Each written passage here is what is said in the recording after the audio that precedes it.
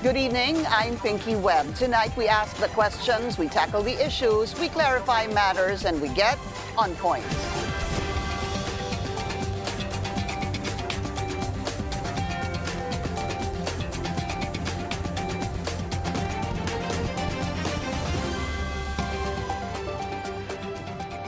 Various cities conducting their own investigation into alleged anomalous flood control initiatives. In Manila, Mayor Isko Moreno revealed over 200 projects worth billions of pesos were implemented without permits. The capital's 6th district representative backs Moreno's call for a probe and even prodded the mayor to start in his own district. Let's get on point with Manila 6th District Representative Benny Abante Jr. Congressman, good to have you again. Welcome to the show. Thank you so much for your time. Good evening. Good evening. Okay, let's start with Manila because is it true that there are 200 flood control projects worth about 14 billion pesos that Mayor Isko is saying was done without permits? That is what Mayor Isko said, no? More than 214 billion. And it was also told that he told the press that I had about, 2 billion in my own district, no? There's a congressman that had 4 billion. Kaya sabi ko, I'd like him to start in my district because anyway, see, Manila is actually a city that is yung tawag doon, below the sea level. Sea level, no? And so my district alone is a catch basin, or catch basin. In fact, the two main tributaries like Pasig River and San Juan River go to my own district. Did you say San Juan, sir? San Juan River. Okay, and Pasig. San Juan River is the dirtiest river in the Philippines, and we cannot do anything about it unless otherwise doon sa taas, like Quezon City and Mandaluyong, would do something about it. Yeah. So kahit na anong gawin namin dyan, wala rin mangyayari. So we're waiting. This is not just a Manila problem. This is actually a Metro Manila problem. Yeah, in fact, you were quoted as saying that dapat or it is better that you look into San Juan, Mandaluyong, Manila, Quezon City para holistic ang approach dito. All right. But in your district, because you were congressman 2022 to 2025 of the 6th district, did you already check how much went to flood control projects? In my district, I think from the 19th Congress to about this Congress here, 2025. Up to 2025 would be around about 2 billion. 2 billion, no? But that 2 billion did not go all through to the flood control projects. I have multipurpose halls that were built actually. I had pumping stations built on some rivers, and then drainage. What we did was the DPWO changed the drainage from yung pambilog na cement to a culvert para mas malaki, no? That's the reason why we were able to address the flooding in my district, unlike before in 2004, where so the it was flooding worse. It was worse before. Oh, it was worse. Like the Ondoy. I mean, we cannot anymore pass through it with our cars. So there is a military truck that I actually rode on, no? And went through the flooded street in Santa Ana. But would that be a fair comparison, Congressman? Kasi hindi pa naman natin naaabutan si Ondoy level eh. So you really don't know kung ganun kadami yung bumuhos na ulan, kung ano magiging effect doon sa 6th District. I think Ondoy is only about 4 or 5 years ago? Oo. The kind of rain that are actually falling now, that we're having now is almost like Ondoy before. Okay. See? But at this point in time, in Santa Ana alone, we do not have that kind of a flooding now. The flooding we have would now be in Santa Mesa, where the San Juan River flows, and also in Punta, where the Pasig River actually go into. So doon lang ang flooding. And the thing is, I was telling the DPWH and the MDA because I complained about a week ago that when you build something you should not only build that, you ought to monitor it, and you ought to maintain it. But the thing is, it's not being maintained properly. So that's the complaint that I have with the MDA and the DPWH, because they should monitor if it's working, they should maintain it that it's working, because right now, there was a chairman that complained to me in Biata Pandacan, where the Pasig River actually flows.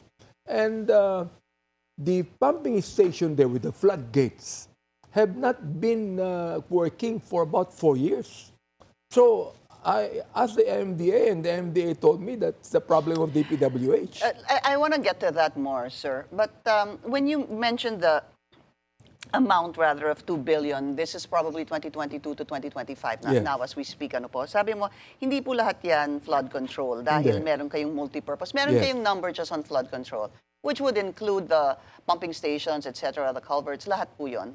Just an approximate. Palagay ko yung pumping station na pinagawa ko since natin Congress would be around mga 5. What is 5, sir? 5 pumping stations. Okay. Oo, Hindi, pero in terms of cost, magkano pong napunta sa 6th district in terms of cost for flood control? I think there's hindi ko alam lahat, pero one pumping station would cost around somewhere from 25 to 50 million. One pumping station. Kasi talagang mahal because the equipment come from abroad. Quick question about that, follow-up, sir.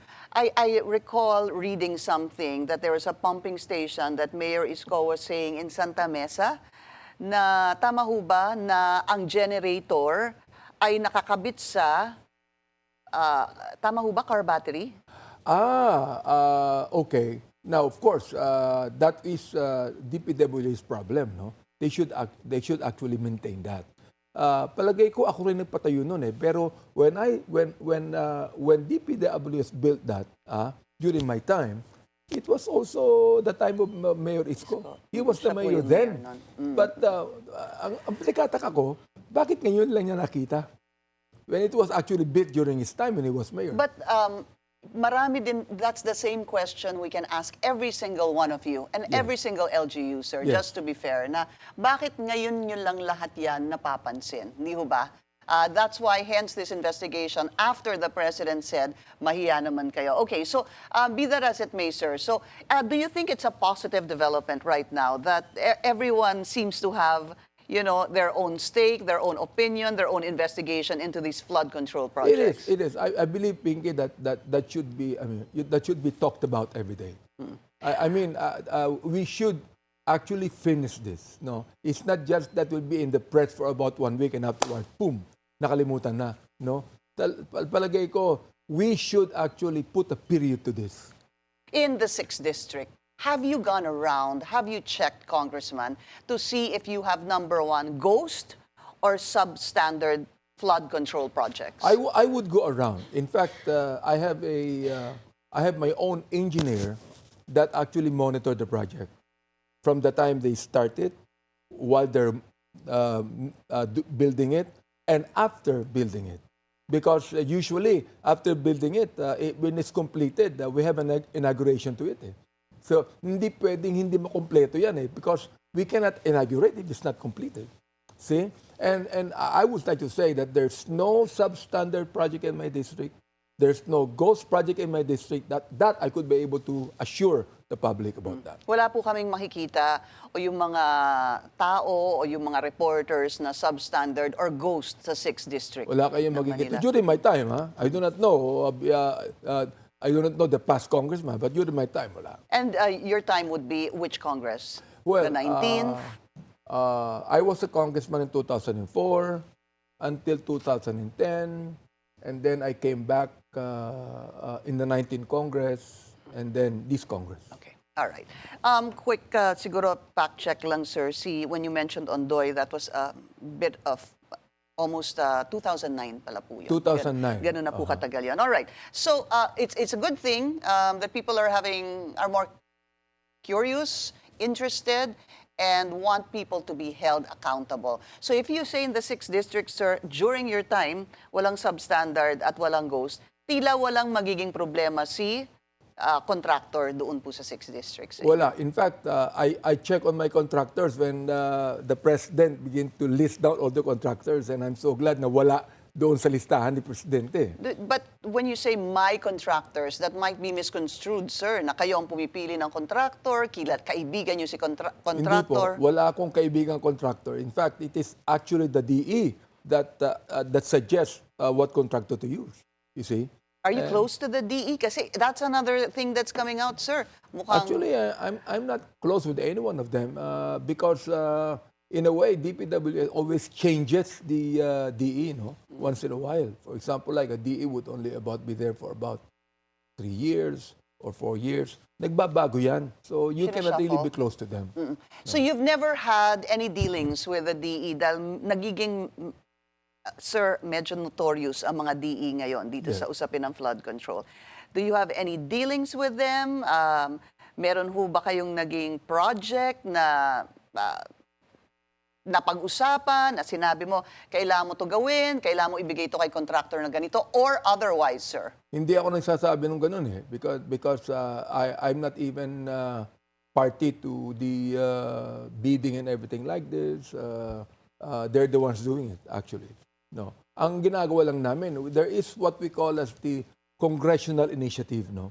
It's not the insertion, but the initiative. It means that, okay, there's a barangay chairman who would tell us, we have a problem with this. So, okay, pakilista yung problemang yan, and I would discuss with the DPWH about the problem, and if the DPWH would put a budget to it, then okay, we're gonna put a budget to it. Pero yun din po, hindi naman po ikinakaila ng ibang mga congressman na kailangan kayong lumapit sa, for example, sa DPWH para pondohan certain projects in your areas of responsibility. Actually, ang nilalapitan namin yung secretary, di ba? During the budget hearing. The DBM? Yes, Okay. the DBM. The DBM should be blamed for that because the NEP, for example, when they submit the budget to Congress, it's the NEP. It's the DBM that actually submit the NEP to Congress. They're the ones that actually get all of the funding. That's right. Oh. And then later on naman, pag naging GAB na yan, o naging GAA na yan, naging batas na yan, doon lamang nagkakaroon ng tinatawag nating congressional initiative.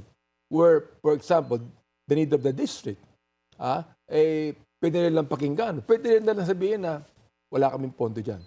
See, Pero doon din that's how pumapasok limited si insertion, di ho ba? Si congressional insertion. Then that's not the DBM secretary. It's the fault of Congress kung may insertions. Kasi actually, the money stays the same eh. If I would say there is a certain insertion to it, but sa amin we have congressional initiative more than the insertion. Because what we do is we just tell them, okay, there's a problem in my barangay here. If you would like to fund it, okay. Kung wala kayong pwedeng ipondo, wala akong magagawa. See, because they hold the budget eh. But that's also the reason why this coming budget season, sir, there are going to be reforms, ni ho ba, as mentioned. Sabi po ni Congressman Toby Tiangco even before, actually during the President's State of the Nation address, sabi niya po, tanggalin na kasi ang mga small committees na yan dahil wala ngang record ng mga small committees. In fact, during the first, it wasn't called a hearing, talk, regarding the 2026 budget, the congressman, Toby Tiangco, hindi ho ba hinihingi pa nga yung records mula kay Congresswoman Swansing? Kasi nga, wala daw records itong small committee dahil ang lumalabas, sir, merong mga nangyayaring magic dun sa mga small committees. Kawawa naman si Congresswoman Swansing because siya, batang-bata siyang legislator, no? Hindi pa siya noon eh. Hindi pa niya time yun eh. It was Congresswoman Stella Kimbo, right? Oo, hindi pa niya time yun. Siguro, Toby Tiangco has been there for what? The past Congresses. He should have actually, complained already on that before that time. Bakit ngayon lang? And I was thinking, alam niya na yun eh, nung pa. Bakit ngayon lang siya nagko-complain? Yeah, in fact, I asked him that same question and then meron po siyang resibo. Way back, maraming beses na rin daw siyang nag-complain. But okay, so there is going to be a hearing by the House. It's a Tricom hearing and you will be chairing that as well, right? No. I'm chairing the Quadcom. The Quadcom, Just be a sorry. part of the Hindi Tricom, kayo dun yes. sa Tricom. Hindi, All right, hindi. so there's a Tricom kasi medyo nakakalito yan eh. So it's going to be public accounts? Yes. Public accountability? Public accounts and public order. Public And order. public works. And public works. And that will start on Tuesday. We're going to Yes. talk about that. After the break, we'll continue our discussion with Manila 6th District Representative Benny Abante. When we return, stay tuned. This is On Point.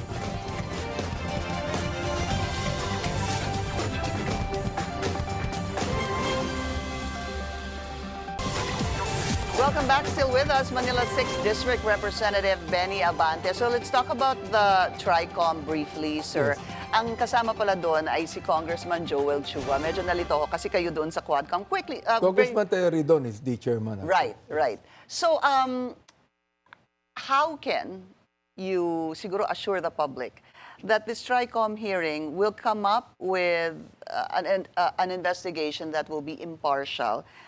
With this in mind, sir, this cloud of doubt that there are congressmen who are contractors or contractors who became congressmen. Well, if we were only base it on our hearing, no, I could not assure the public because there are always doubts that may bias dun eh.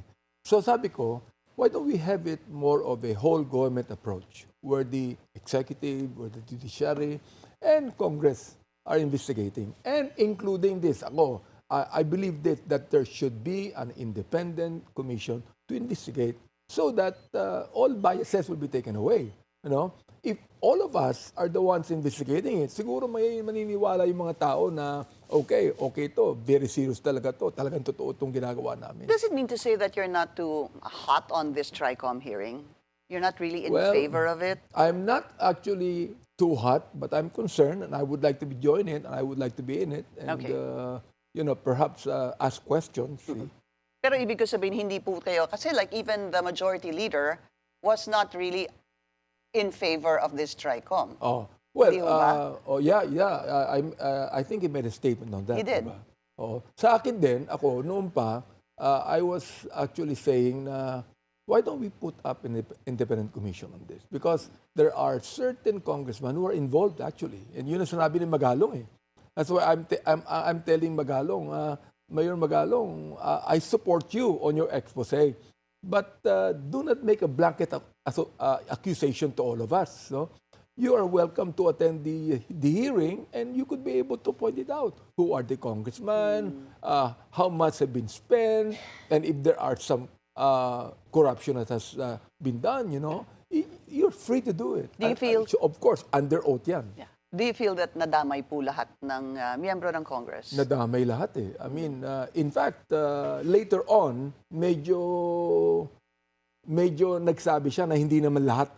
Sabi niya meron namang Yes, good yes. men and women. After I said that, don't make a blanket accusation. Okay. And then he said that there are 67 congressmen involved. So we'd like to find out who they are. I think that needs to be clarified because Yes. I was also looking into that, sir.